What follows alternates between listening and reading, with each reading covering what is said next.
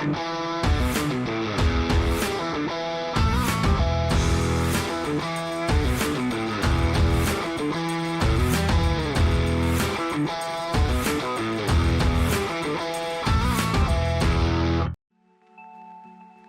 might be asking yourself, what is a move? A move is an action a Pokemon can take during a battle. The term Movepool refers to all the moves any individual Pokemon can possibly learn. There are 3 categories of moves: physical, special, and status. They are also assigned one of the 18 Pokemon types. Physical and special moves are considered attacking moves. The difference is which stats are used to calculate damage for them.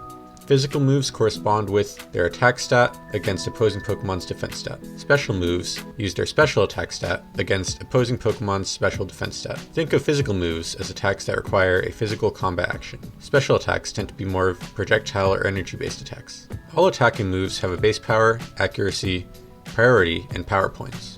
Base power is a value for how strong the move is. Accuracy is the probability that the move will land. An accuracy of 100% indicates the move will always land, meaning anything lower does have a chance to miss. Priority determines the order in which the moves will be carried out. The priority values range from -7 to 5, with the vast majority of moves being in the 0 priority bracket.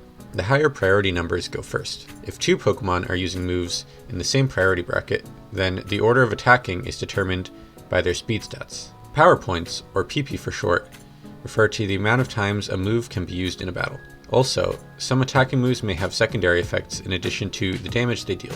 Status moves have all of these values except for a base power, as they are not intended to do damage. Instead, this can range from healing the user to setting various conditions on the battlefield, to inflicting a status condition on the target. Now, let's examine Charizard's move pool.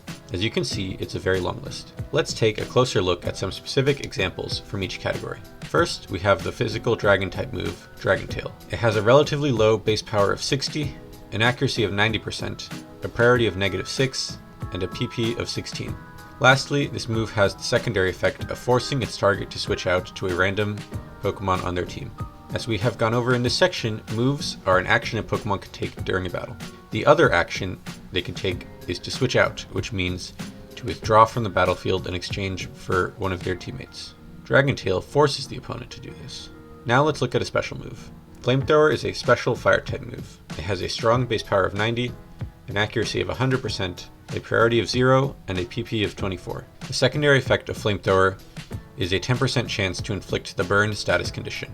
I'll explain that in a little bit. Lastly, let's look at some status moves Charizard can learn. Swords Dance is a normal type status move. As you can see, it does not have a power since it is not an attack move, and it also does not need an accuracy as Charizard is using this effect for itself. It has a priority of 0 and a PP of 16. The effect of the move is to double the user's attack stat. Now that you understand the properties of Pokemon moves, you should be able to apply this knowledge to any move that comes your way. Stat-altering moves are just one of the many types of status moves. For example, another status move that Charizard learns is Will-O-Wisp. This is a fire-type status move with an accuracy of 85%. If it lands, this move inflicts the burn status condition on the opposing Pokemon. A status condition is an effect inflicted onto a Pokemon through either a move, item, or ability that detrimentally affects their ability to battle. I will now go over each of the main status conditions. We'll demonstrate them all using our test subject, Pidgeot.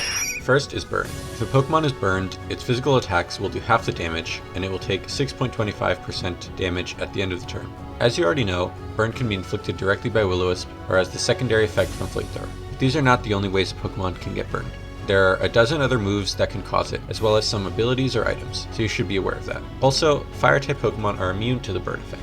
Next, we will look at the Poison status condition, which has some similarities to Burn. When a Pokemon is poisoned, they take 6.25% damage every turn, but there is no other effect. There is a more severe version of the Poison status, which is called Badly Poisoned. It is essentially the same, except the damage at the end of each turn doubles until you withdraw that Pokemon from the battle. This results in discouraging the badly poisoned Pokemon from staying on the battlefield for an extended period of time. Whether you are just poisoned or badly poisoned depends on the source. Attacking moves like Sludge Bomb or Poison Jab have a chance to inflict a regular poison as a secondary effect, while the status move Toxic badly poisons the target if it lands. Poison and Steel-type Pokemon are immune to being poisoned or badly poisoned. Next, we have the Paralysis status condition. If a Pokemon is paralyzed, there is a 25% chance it will be unable to attack that turn. It also has the effect of reducing your Pokemon's speed stat by 50%. Paralysis can be directly inflicted through the secondary effect of many moves like Thunderbolt, as well as directly with the status moves Glare and Thunder Wave. Electric-type Pokemon cannot be paralyzed at all, and Ground-type Pokemon can only be paralyzed through Glare or certain abilities, but not by Electric-type moves such as Thunder Wave, as they are immune.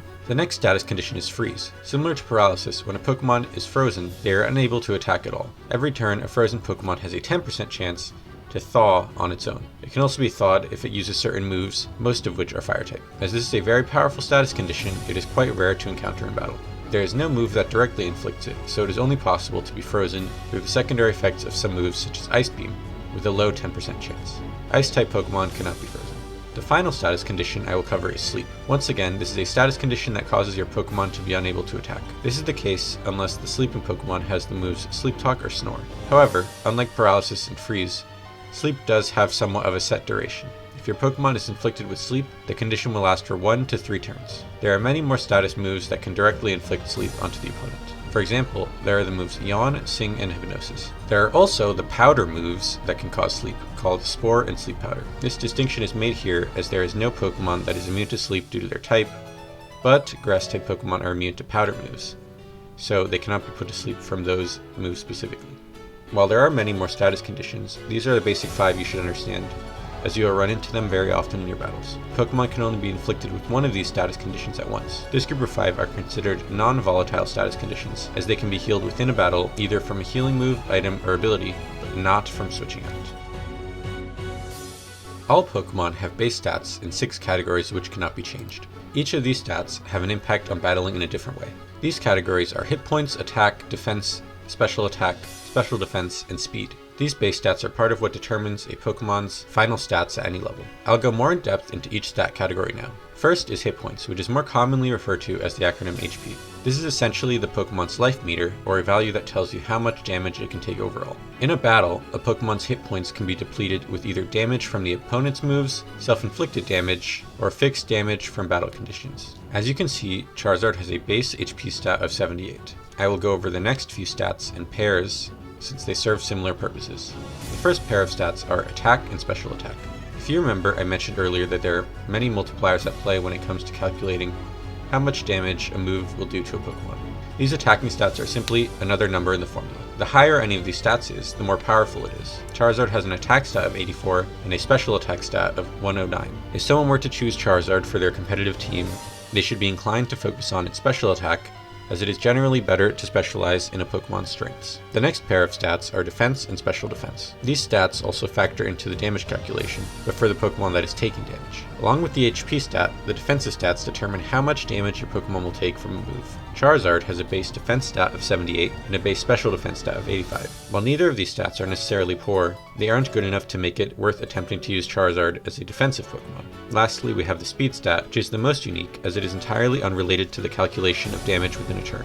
Instead, the speed stat is used to determine the order in which the Pokemon use their moves. If the moves selected are in the same priority bracket, the Pokemon with the higher speed stat moves first. Going first can be very important in battles. Therefore, the speed stat is very important as well. Charizard has a base speed stat of 100, which is above average, but not outstanding. These base stat values will generally give you a good idea of how you should train a particular Pokemon, or even how your opponent might have trained theirs. You do not need to memorize the base stats of all 1,025 Pokemon, but understanding how they work is another core aspect of the game.